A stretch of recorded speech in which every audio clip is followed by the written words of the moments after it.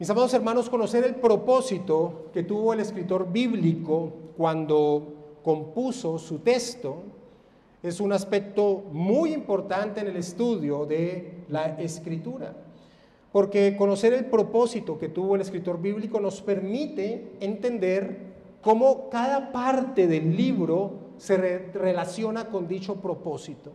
Por ejemplo, cuando nosotros estudiamos los Hechos de los Apóstoles los días miércoles, muy repetidas veces vamos a Hechos capítulo 1, versículo 8, porque en Hechos capítulo 1, versículo 8 encontramos el derrotero que el Señor Jesucristo mismo señala en torno a la expansión del Evangelio. Así que Hechos 1, 8 es un pasaje muy importante dentro del estudio del libro de los Hechos, porque encontramos esa, digámoslo así, cronología en torno a cómo Lucas va enseñando cómo el Evangelio se iba expandiendo. Y en torno al Evangelio de Juan, que es el pasaje que vamos a estudiar en esta noche, conocer el propósito es fácil porque es el mismo apóstol Juan quien nos enseña cuál es el propósito por el cual él escribe el Evangelio. Y esto nos permite entonces entender cómo cada pasaje que nosotros estudiamos en torno al Evangelio de Juan se relaciona con dicho propósito. Vayamos por favor, sin perder Juan capítulo 6, a Juan capítulo 20 y leamos el versículo 30 y 31, donde el apóstol Juan expone el propósito por el cual él escribió el Evangelio. Juan capítulo 20, versículo 30 y 31. Hizo además Jesús muchas otras señales en presencia de sus discípulos, las cuales no están escritas en este libro. Pero estas se han escrito para que creáis que Jesús es el Cristo, el Hijo de Dios, y para que creyendo tengáis vida en su nombre. Así que el apóstol Juan expresa directamente su intención. ¿Cuál es la intención que él tuvo al escribir el Evangelio? Y esta intención era mostrar señales que él escogió y expresó dentro del Evangelio que llevaran a sus lectores a la convicción, a la seguridad de que Jesús era el Cristo prometido, el Mesías prometido, que Jesús era el cumplimiento de las promesas de Dios que se desarrollaban a través de esa revelación progresiva que se encuentra en el Antiguo Testamento. Esa es la intención de Juan al escribir el Evangelio. Y eso nos va a servir muchísimo en torno al estudio del Evangelio de Juan. Juan dice que entonces en su Evangelio deja registrados señales que el Señor Jesucristo hizo para que entonces creamos que Él es el Cristo, el Hijo de Dios, y creyendo en Él tengamos vida eterna. Es por esa razón que el Evangelio de Juan tiene una característica particular que lo diferencia en torno a los evangelios sinópticos, a los otros tres evangelios, y es que el Evangelio de Juan no llama a los milagros, no llama a esos hechos portentosos, no los llama ni prodigios ni milagros, sino que el Evangelio de Juan los llama señales a esos hechos portentosos, porque Juan quiere que la atención del lector no se quede en sí en el hecho portentoso, sino en lo que la señal, en lo que el milagro, en lo que el hecho prodigioso apuntaba, en lo que el hecho prodigioso enseñaba en torno a aquel que estaba haciendo tales obras maravillosas. Así que por eso Juan llama dentro de su evangelio a los milagros señales. Esa es su intención. Y en la noche de hoy vamos a estudiar un milagro, vamos a estudiar un prodigio, vamos a estudiar un hecho portentoso, vamos a estudiar una señal que es particular. Y digo que es particular en el sentido que es el único milagro, a excepción lógicamente de la resurrección de nuestro Señor Jesucristo. Este milagro que vamos a estudiar en esta noche es el único milagro narrado en los 4 evangelios. Es el único milagro, a excepción de la resurrección de nuestro Señor Jesucristo, que los encontramos narrado en los 4 evangelios, lo cual nos señala, lo cual nos muestra, lo cual nos indica la trascendencia que tuvo para los apóstoles este hecho maravilloso que vamos a estudiar en esta noche. Ahora, tristemente, cuando se estudia este milagro, este hecho portentoso, esta señal que vamos a estudiar, se comete el error que ya hemos señalado, y es que muchos se quedan centrados en el hecho en sí y no en lo que este evento enseñaba. Ok, ya al entender el propósito de Juan, al entender en qué sentido él recopila las señales que nombra el Evangelio, cuál es su intención, entonces nosotros no podemos caer en ese error, sino ver este evento, ese hecho maravilloso, qué enseñaba, qué apuntaba en torno a la persona de nuestro Señor Jesucristo. ¿Quién era Jesús? Es la pregunta importante en torno a este relato. Y vamos a ver que aunque alguien pueda dar una respuesta correcta, una respuesta verdadera en torno a quién era Jesús, muchas veces esa respuesta se queda corta en torno al entendimiento completo que es necesario en torno a Jesús como el Cristo, como el Mesías prometido. Leamos por favor entonces Juan capítulo 6 del versículo 1 al versículo 15. Juan capítulo 6 del versículo 1 al versículo 15. Dice el Evangelio de Juan: después de esto, Jesús fue al otro lado del mar de Galilea, el de Tiberias, y le seguía gran multitud porque veían las señales que hacía en los enfermos. Entonces subió Jesús a un monte y se sentó allí con sus discípulos. Y estaba cerca la Pascua, la fiesta de los judíos. Cuando alzó Jesús los ojos y vio que había venido a él gran multitud, dijo a Felipe: ¿de dónde compraremos pan para que coman estos? Pero esto decía para probarle, porque él sabía lo que había de hacer. Felipe le respondió: 200 denarios de pan no bastarán para que cada uno de ellos tomase un poco. Uno de sus discípulos, Andrés, hermano de Simón Pedro, le dijo: aquí está un muchacho que tiene 5 panes de cebada y 2 pececillos. Mas, ¿qué es esto para tantos? Entonces Jesús dijo: hacer recostar a la gente. Y había mucha hierba en aquel lugar, y se recostaron como en número de 5,000 varones. Y tomó Jesús aquellos panes, y habiendo dado gracias, los repartió entre los discípulos, y los discípulos entre los que estaban recostados, asimismo de los peces, cuanto querían.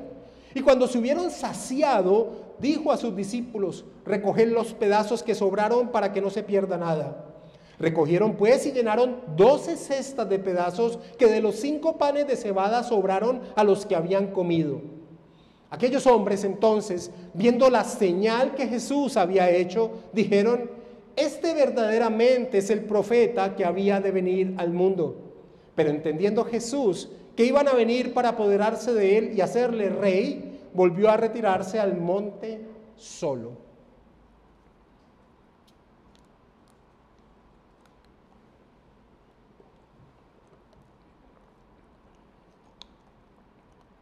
Este relato inicia diciendo en el versículo 1 de este capítulo 6, después de esto.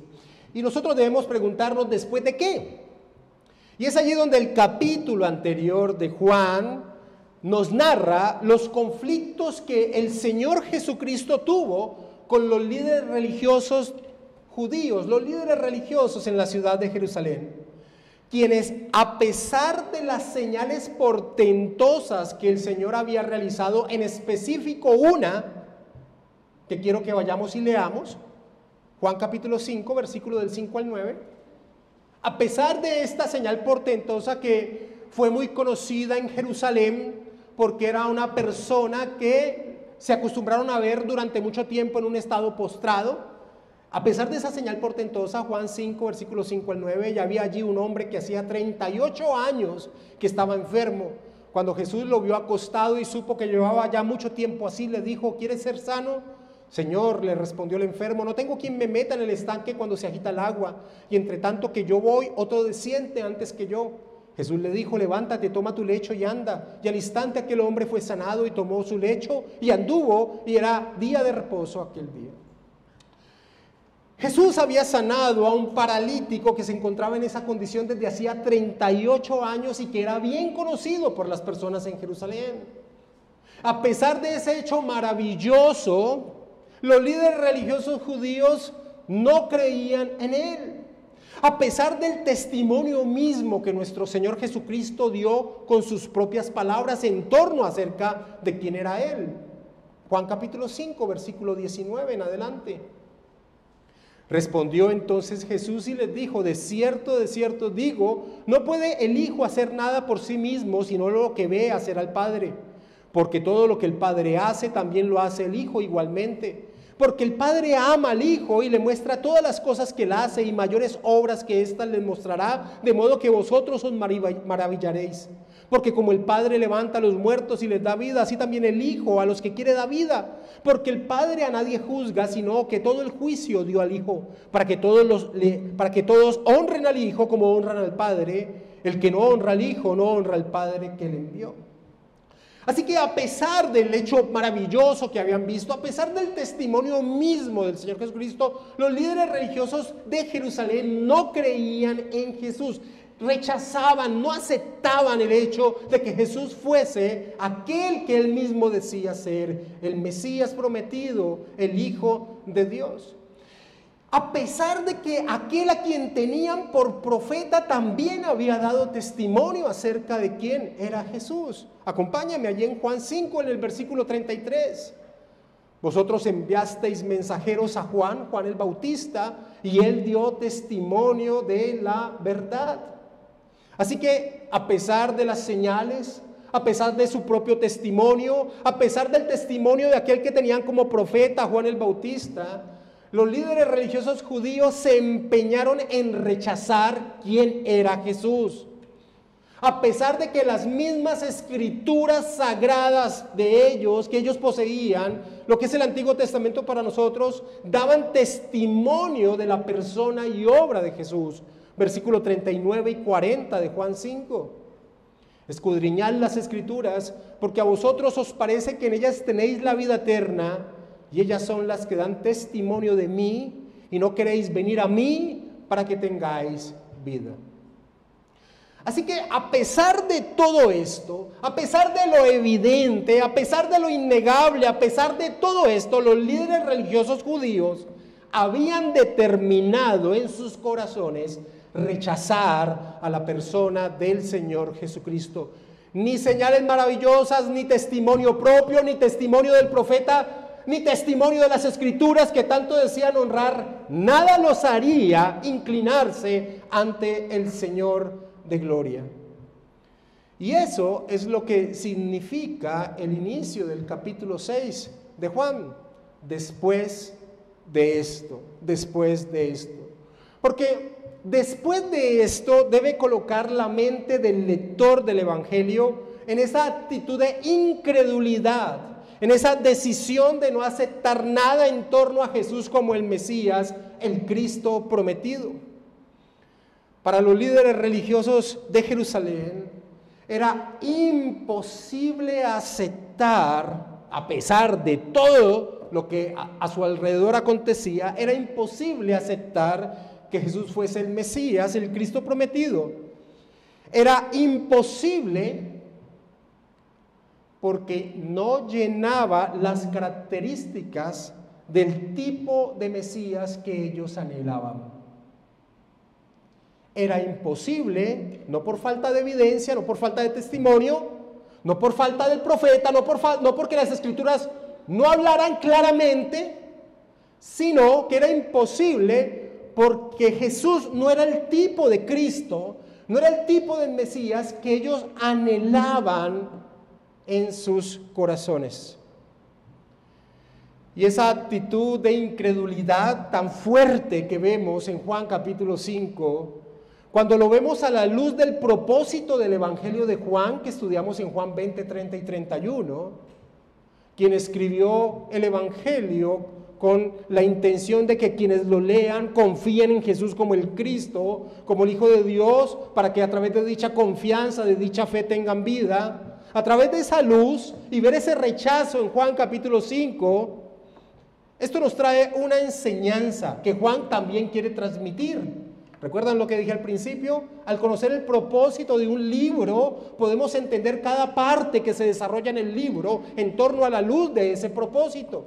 El propósito de Juan es que las personas crean en Jesús y sean salvas. Y entonces, ante esa luz, ante ese propósito, este hecho de tanta incredulidad, en Juan capítulo 5 nos enseña algo a nosotros. Y es que a pesar de lo evidente y claro de quién es Jesús, muchos lo rechazarán porque no está acorde a sus expectativas de vida. El corazón natural del hombre, el corazón que no ha sido transformado por la presencia del Espíritu Santo, el corazón que se centra en lo temporal, no puede aceptar el tipo de Mesías que es nuestro Señor Jesucristo. El corazón del hombre natural no puede aceptar el tipo de Mesías que es nuestro Señor Jesucristo, porque el corazón del hombre natural, el hombre que no tiene vida espiritual, se centra únicamente en lo temporal. Isaías ya había profetizado esta tragedia que acontecería en el pueblo judío. En Isaías capítulo 53, en los 2 primeros versículos, Isaías señalaba: ¿quién ha creído a nuestro anuncio? ¿Y sobre quién se ha manifestado el brazo de Jehová? Subirá cual renuevo delante de él, y como raíz de tierra seca, no hay parecer en él, ni hermosura. Le veremos, mas inatractivo para que le deseemos. Isaías ya había profetizado que ese tipo de Mesías, que se relaciona con la necesidad más grande del hombre, tener vida, no sería algo deseable para el hombre, para ese pueblo. Ese Mesías no se ajustaría a sus expectativas. Por eso Juan capítulo 5, con esa resistencia a pesar de lo evidente, a pesar de tantos testimonios en torno a la luz del Evangelio de Juan y de su propósito, es algo atroz. Es por eso, es esa la razón por la cual el apóstol Juan cierra el ministerio público del Señor Jesucristo en el capítulo 12 con las siguientes palabras. Juan capítulo 12, versículo 37 en adelante.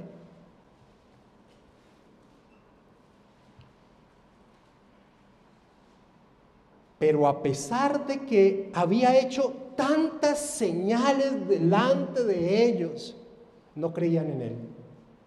Para que se cumpliese la palabra del profeta Isaías, que dijo: Señor, ¿quién ha creído a nuestro anuncio?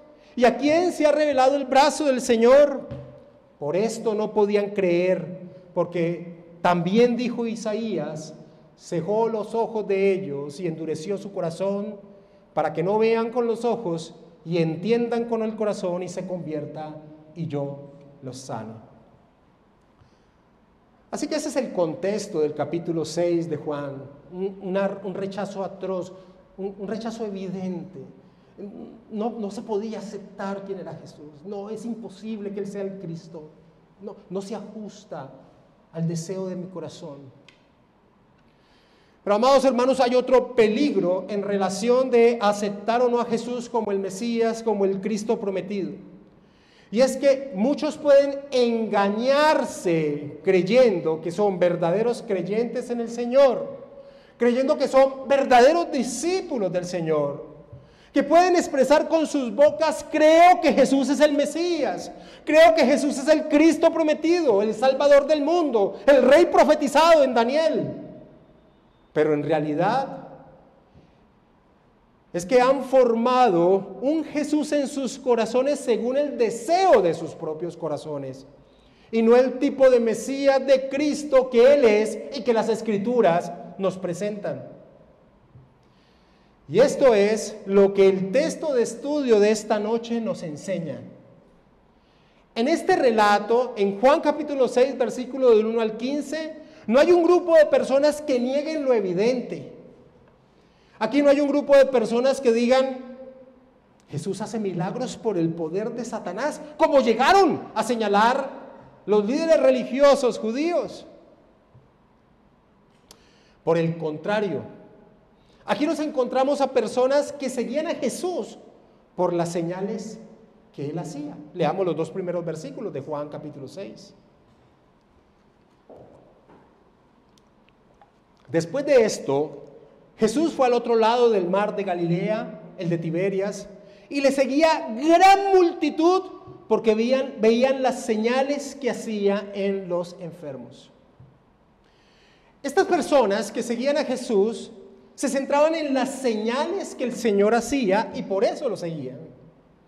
Y alguien podría pensar, esto está bien, esto es correcto, según lo que el apóstol Juan expresa como su propósito, de que las señales debían impulsar a las personas a seguir a Jesús, como lo expresa en el texto de Juan capítulo 20, versículo 30 y 31 que ya leímos.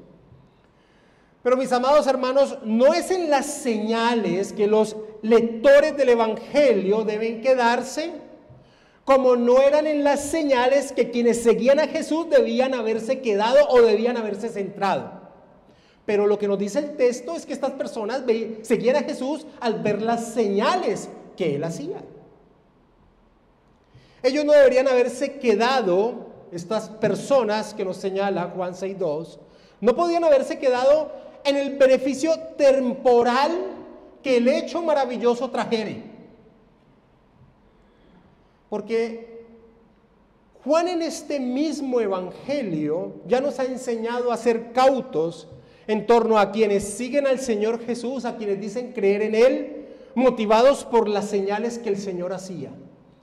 Acompáñame a Juan capítulo 2, versículo 23 y 24. El evangelio ya nos ha puesto en alerta en aquellos que dicen creo en Jesús, pero por las señales que Él hacía, centrándose únicamente en las señales y no en lo que la señal apuntaba, enseñaba. Juan capítulo 2, versículo 23, estando en Jerusalén en la fiesta de la Pascua, muchos creyeron en su nombre. Oh, tremendo, es maravilloso, viendo las señales que hacía. Pero Jesús mismo no se fiaba de ellos porque conocía a todos. Hay otras versiones que dice, pero Jesús mismo no creía en ellos porque conocía a todos. No era suficiente decir que se cree en Jesús, que se es un discípulo de Él, por solo centrarse en las obras maravillosas que Él hacía. Claramente ese no era el propósito de un hecho maravilloso ejecutado por nuestro Señor. Como ya lo expresé, Juan utiliza el término señal y no milagro o prodigio porque las personas no debían y no deben seguir a Jesús por el hecho de lo que Él puede hacer, sino que las personas, los discípulos, deben seguir a Jesús por quien Él es, por quien Él es. Dentro del propósito de Juan capítulo 20, en el versículo 31 dice, pero estas cosas se han escrito para que creáis que Jesús es el Cristo, el Hijo de Dios, y para que creyendo tengáis vida en su nombre. Creer en Jesús se vincula con tener vida, lo cual implica el entendimiento de la necesidad de un Salvador. El creer en Jesús tiene una implicación de vida, como lo señala Juan, lo cual permite entender que quien sigue a Jesús con un entendimiento correcto, con una fe salvadora, entiende su condición miserable y la necesidad de un Salvador, porque está muerto, está destituido de la gloria de Dios. Es por esa razón que este relato que se inicia en Juan capítulo 6, versículo 1, este evento de Jesús con una gran cantidad de personas que decían ser sus discípulos, este relato termina con un reto que hace el Señor Jesucristo a sus apóstoles. El Señor Jesucristo los reta a marcharse, a abandonarlo, junto con todas aquellas personas que decían creer en Él y que lo seguían en masa, solo centradas en las señales que Él hacía, solo centradas en el beneficio temporal que recibían y no en lo que Él era. Miremos en Juan capítulo 6 cómo va cerrando todo este relato que inicia en Juan capítulo 6, versículo 1. En el versículo 66 al 68 vemos este reto que el Señor les lanza a sus apóstoles. Desde entonces, muchos de sus discípulos volvieron atrás y ya no andaban con él. La popularidad del Señor Jesucristo llega hasta aquí en el Evangelio de Juan. Cuando el Señor Jesucristo en este capítulo 6 expone el tipo de Cristo que es, el tipo de Mesías que es. En ese momento se acaba la fascinación por Cristo. Ya masas no lo seguían.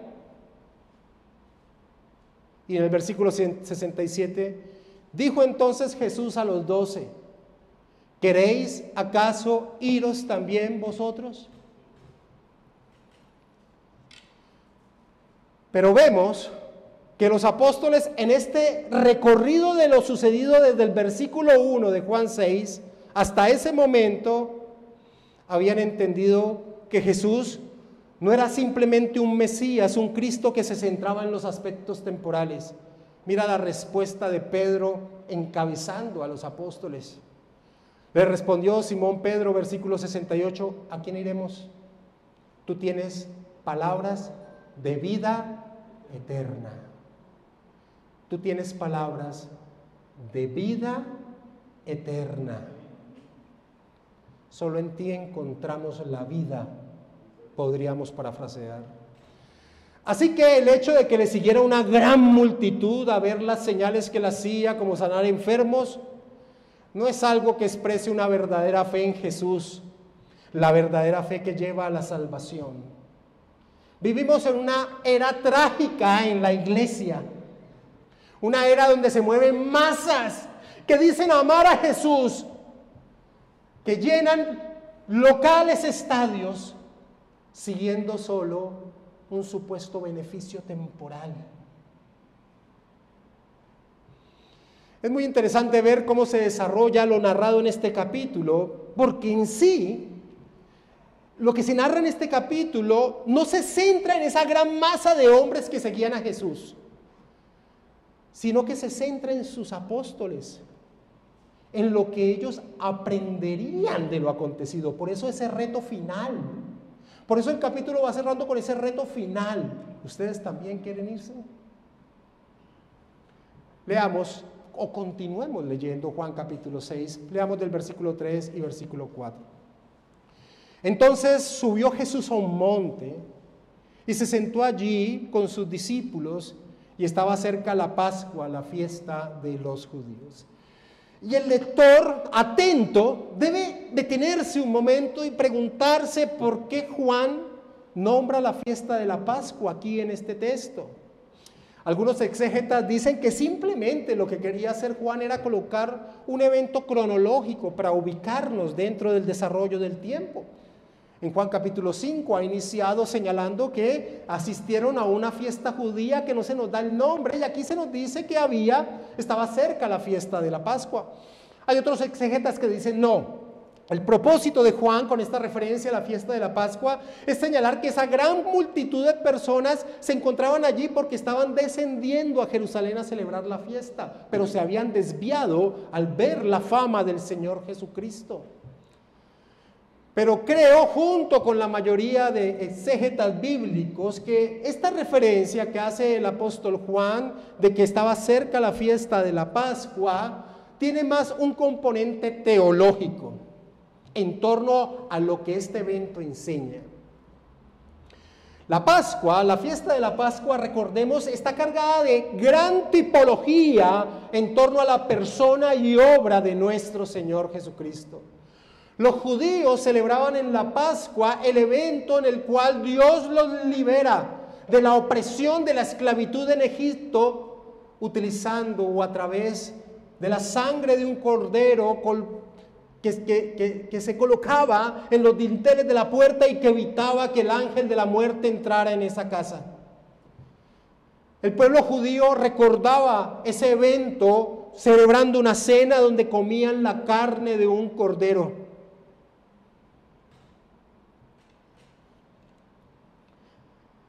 De cómo a través de esa sangre de ese cordero la muerte no había entrado en los hogares.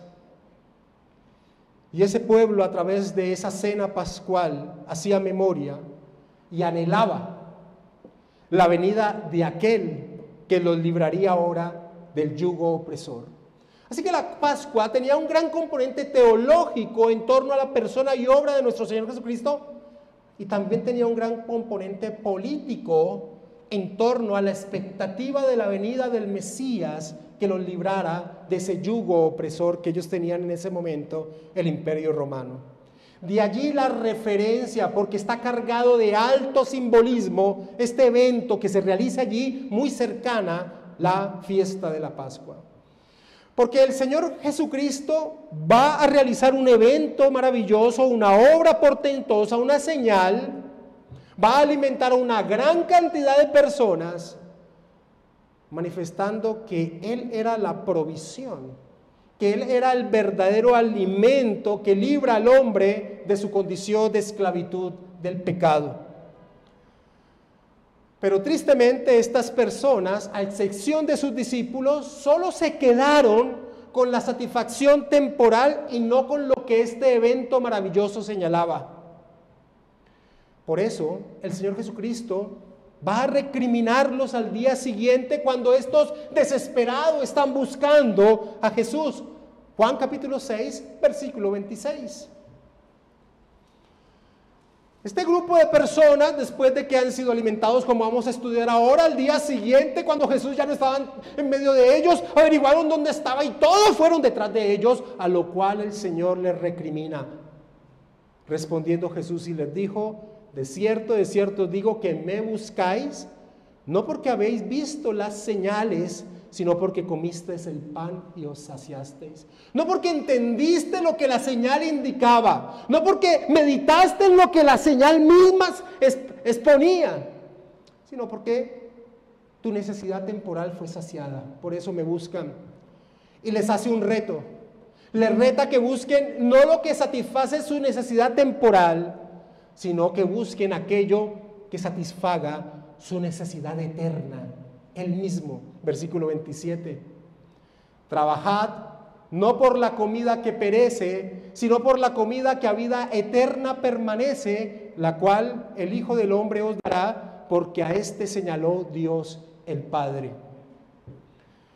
Mis amados hermanos, la señal de la multiplicación de los panes y los peces tenía la intención de centrar a sus apóstoles principalmente en torno a quién era Él, porque sus verdaderos discípulos, y esto es importante para nosotros, sus verdaderos discípulos no pueden seguir a Jesús por aspectos temporales, sino por la salvación eterna que Él nos ha dado. Por eso el Señor Jesucristo va a aprovechar esta situación, y quiero que miren cómo el mismo Señor crea la situación. El Señor Jesucristo va a aprovechar esta situación para enseñar a sus apóstoles. Versículo 5 de Juan capítulo 6. Cuando alzó Jesús los ojos y vio que había venido a él gran multitud, dijo a Felipe: ¿de dónde compraremos pan para que coman estos? Pero esto decía para probarle, porque él sabía lo que había de hacer. Sus apóstoles, en un lapso de pocas horas, recibirían manifestaciones directas del poder divino del Señor.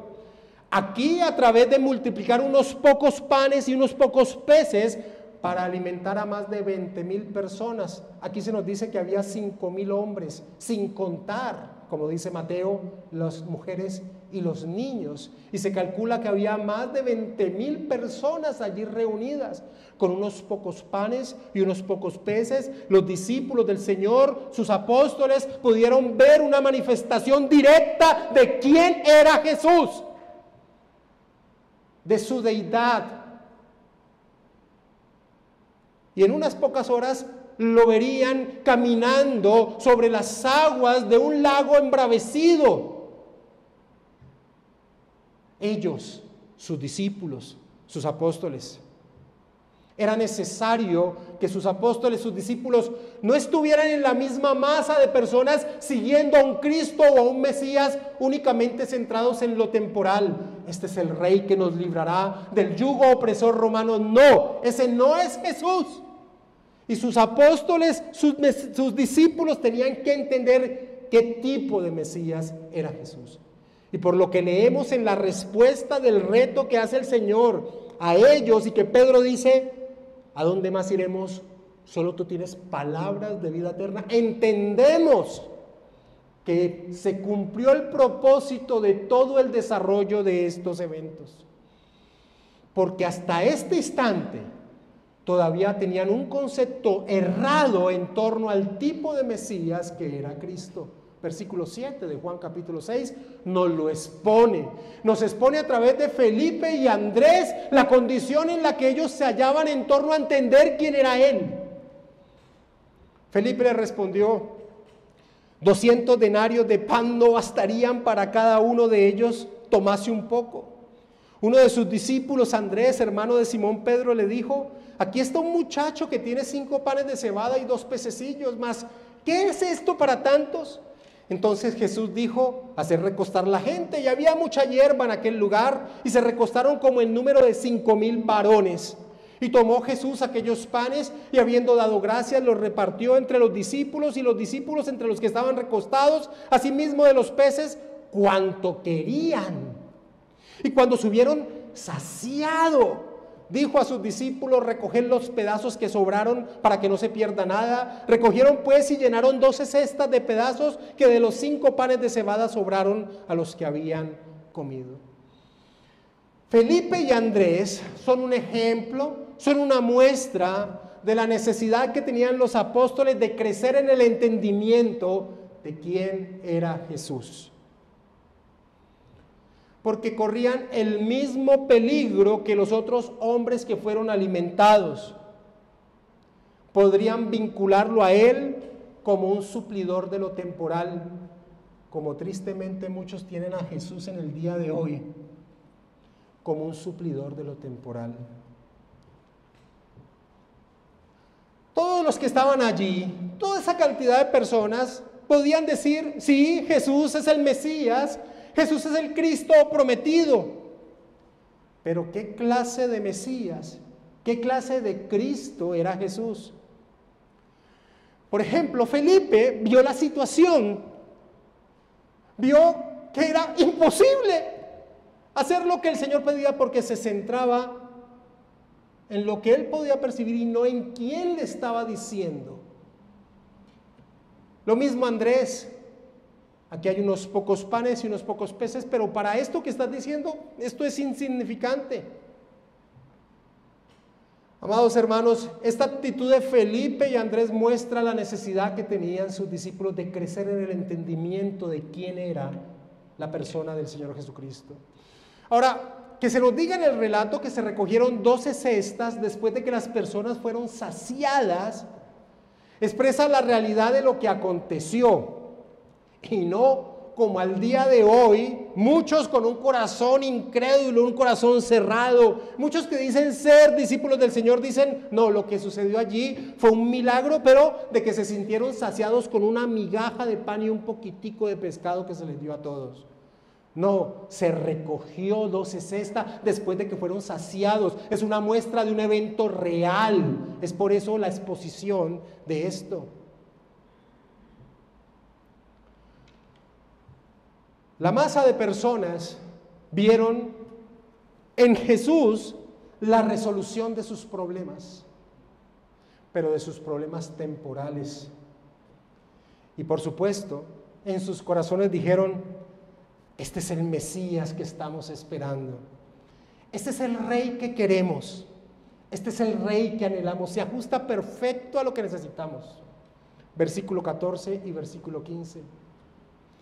Aquellos hombres entonces, viendo la señal que Jesús había hecho, dijeron, este verdaderamente es el profeta que había de venir al mundo. Pero entendiendo Jesús que iban a venir para apoderarse de él y hacerle rey, volvió a retirarse al monte del Solo. Debemos entender que cuando dicen este es el profeta que había de venir al mundo, no solamente están expresando la profecía que había dado Moisés en Deuteronomio, que vendría un profeta como él, sino todo el desarrollo de la expectativa de aquel que había de venir. Por eso lo quieren hacer un rey. Es la expectativa mesiánica, es el hijo de David. Es el hijo de David, el que estaban esperando, sí, sin lugar a dudas. ¿Sabes por qué? Porque se ajusta al Mesías que estamos esperando. Ha satisfecho nuestras necesidades temporales. Sin dudas, este es el Mesías, este es el profeta que habría de venir. Pero Jesús no es ese tipo de Mesías. Por eso, cuando sabe que lo vienen a hacerlo rey, se va. El Mesías prometido, amados hermanos, y puede ser sorprendente tal vez para algunos que están aquí sentados, no se centra en los problemas temporales del hombre. El Mesías prometido se centra en el problema trascendental del hombre. El hombre es un ser desligado de Dios, condenado y caminando hacia una eterna confusión, llanto y dolor. Era tan falsa la búsqueda incesante que hacían estos hombres de Jesús, que cuando son confrontados por el Señor de por qué lo seguían, ¿saben qué hacen estos? Le piden más señales para creer en él. Versículo 30 del capítulo 6. Cuando el Señor les recrimina que lo siguen es porque han sido saciados, le dijeron entonces, ¿qué señal pues haces tú para que veamos y te creamos? ¿Qué obras hace? Hombre, ¿no acababan de ver el día anterior la capacidad de satisfacer a más de 20,000 personas? Miren, los exégetas bíblicos dicen que dentro del pueblo judío había una expectativa de la venida del Mesías que tenía que hacer el mismo milagro que Dios hizo cuando ellos caminaron por el desierto, y era alimentarlos. Así que la alimentación de esta gran cantidad de personas sin duda era una indicación de la realidad de que Jesús era el Mesías. Pero el corazón incrédulo, el corazón del hombre natural, no puede aceptar sino una constante resolución de lo temporal. Ese es el Cristo que muchos siguen.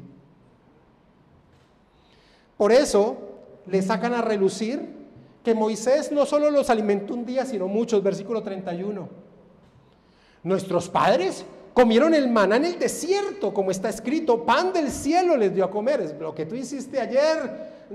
No se asemeja al tiempo en que nos alimentaron en el desierto y a la calidad de alimento. Tú nos diste, fue un pan de cebada multiplicado, el pan de los pobres, fue maná lo que llovió del cielo. Ese es el desprecio del corazón del hombre incrédulo ante el Mesías que se centra en lo trascendental, a lo que nuestro Señor Jesucristo les señala que Él es el verdadero pan que descendió del cielo, que comerlo a Él, que estar unido a Él, sacia la necesidad del hombre. Versículo 35.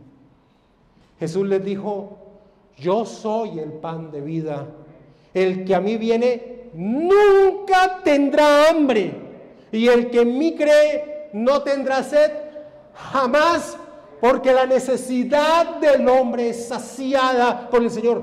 La real necesidad, la trascendente. Versículo 53 en adelante. Jesús les dijo: de cierto os digo, si no coméis la carne del Hijo del Hombre y bebéis su sangre, no tenéis vida en vosotros. El que come mi carne y bebe mi sangre tiene vida eterna, y yo le resucitaré en el día postrero, porque mi carne es verdadera comida y mi sangre es verdadera bebida. El que come mi carne y bebe mi sangre, en mí permanece y yo en él. Como me envió el Padre viviente y yo vivo por el Padre, asimismo el que me come, él también vivirá por mí. Haciendo referencia a la obra que llevaría en la cruz, y que sus verdaderos discípulos se aferrarían a esa verdad, a la resolución de su problema trascendente, del problema real de los hombres. Solo Jesús es lo que el hombre necesita. Pero este Mesías, este rey, no les interesaba. Versículo 66. Desde entonces muchos de sus discípulos volvieron atrás y ya no andaban con él.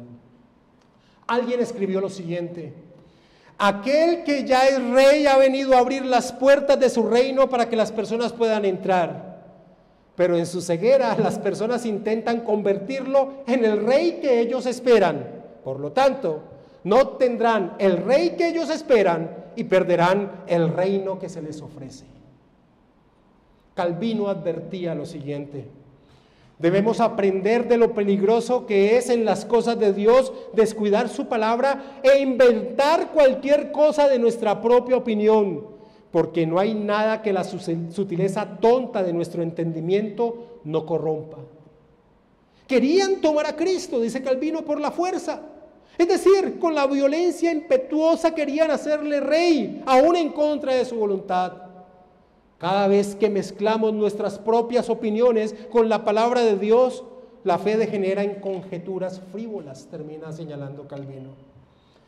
Mis amados hermanos, la pregunta importante no es ¿quién es Jesús? Muchos pueden decir, Jesús es el Cristo, Jesús es el Mesías prometido. La pregunta importante es ¿qué tipo de Mesías, qué tipo de Cristo es Jesús? ¿El que tu corazón engañoso y caído anhela, o aquel que es revelado en las Escrituras y que resuelve lo que es imposible para el hombre, ser salvo de la ira de Dios? Quien no entienda la provisión que Jesús da, nuestra salvación, se sentirá defraudado cuando las necesidades temporales toquen a la puerta de la vida, porque han colocado su fe en un Jesús que no es el Jesús de las Escrituras. ¿Qué esperas tú de Jesús en tu vida? ¿Que te libre de las opresiones económicas? ¿Eso es lo que te ha motivado? ¿Que te libre de tu circunstancia sentimental? ¿Que te libre de la cuestión de salud que estás atravesando? Muchos salen heridos de congregaciones donde se les ha ofrecido esto. Falsos maestros que conforme a lo que las personas quieren escuchar se juntan a predicarles, a decirles lo que quieren oír. Pero al pasar el tiempo y a ver que las supuestas promesas no son cumplidas, salen heridas, rechazando todo lo que tenga que ver con la iglesia cristiana. Es por eso que fue tan importante la prueba que Jesús colocó a sus discípulos, y que ellos pudieron tomar y aprovechar al entender que solo en Él se hallan palabras de vida eterna. Pedro no le dijo, ¿dónde encontraremos quien supla nuestras necesidades temporales? Solo en ti encontramos palabras de vida eterna. Ahora, muchos podrán preguntar, ¿pero hay algún beneficio en el campo temporal al estar unido a Cristo? Y respondemos, claro que sí. Escucha, en el campo financiero, Dios nos capacita para vivir en la abundancia y en la escasez. Todo lo podemos en Cristo que nos fortalece. En la familia, no hay nada más hermoso que una familia que camina bajo los roles que Dios ha determinado. Allí comprobamos que la voluntad de Dios es buena, es agradable, es perfecta. En el trabajo, en nuestras labores, nos gozamos cualquiera sea nuestra labor porque trabajamos no para el hombre, sino para Dios. En la enfermedad, en la muerte, levantamos nuestra mirada hacia lo que viene, el gozo del reino majestuoso que se ha de manifestar y al cual pertenecemos. Claro que en este aspecto temporal encontramos beneficios, todos soportados bajo la persona y obra de nuestro Señor Jesucristo, que ha resuelto el problema trascendental del hombre, vida eterna. Mis amados hermanos, en Cristo lo tenemos todo, porque unidos a Cristo hemos vencido la temporalidad de este mundo. Qué maravilloso es saber el tipo de Mesías, el tipo de Cristo que es Jesús.